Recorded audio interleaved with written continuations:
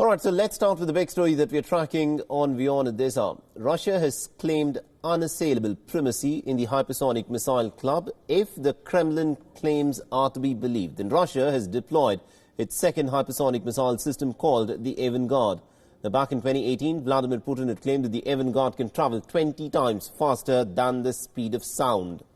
Though Moscow has not divulged information on where the Avangard has been deployed, multiple officials had earlier hinted at the Ural Mountains as a possibility.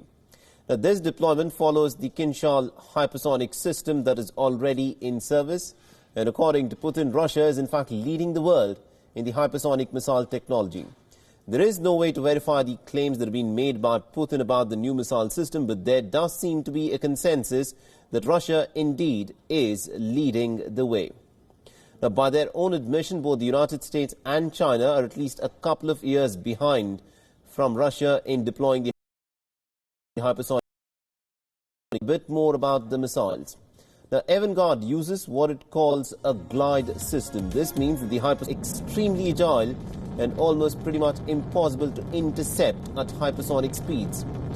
The Avangard can carry a 2-megaton nuclear warhead and can reportedly strike pretty much any point on the surface of the Earth. If the Russian claims are true, that's a big if, then they have developed a weapon that leaves pretty much all nations virtually defenseless against its onslaught. There will be implications for this deployment. Putin claims that the United States pushed Russia towards developing the hypersonic missiles. It also puts a strain on the last remaining missile treaty between the Russians and the United States. The New START treaty, it expires on February 2021 and there is no agreement on how to extend it. Needless to say that the United States will now be pushing for the entry into the hypersonic club as soon as possible.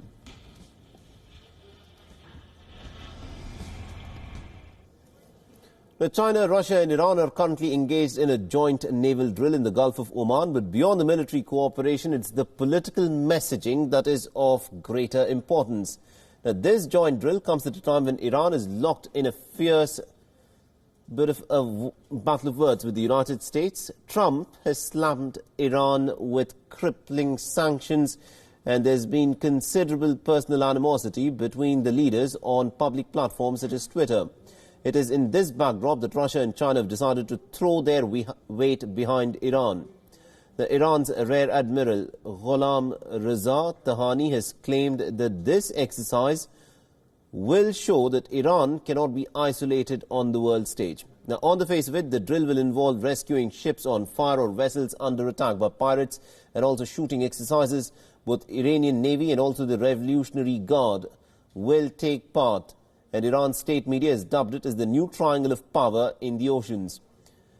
Now, the Russian and the Chinese destroyers arrived at the Chabahar port and are taking part in the drill. China has said that the drill was not necessarily connected to the regional situation. It has claimed that it is aimed at deepening exchange and cooperation between the navies of the three countries. The location of these joint drills are also very significant. The Gulf of Oman connects to the Strait of Hormuz, which is an essential cog in the seaborne oil trade. Nearly about 30% of the global oil trade passes through this narrow passage.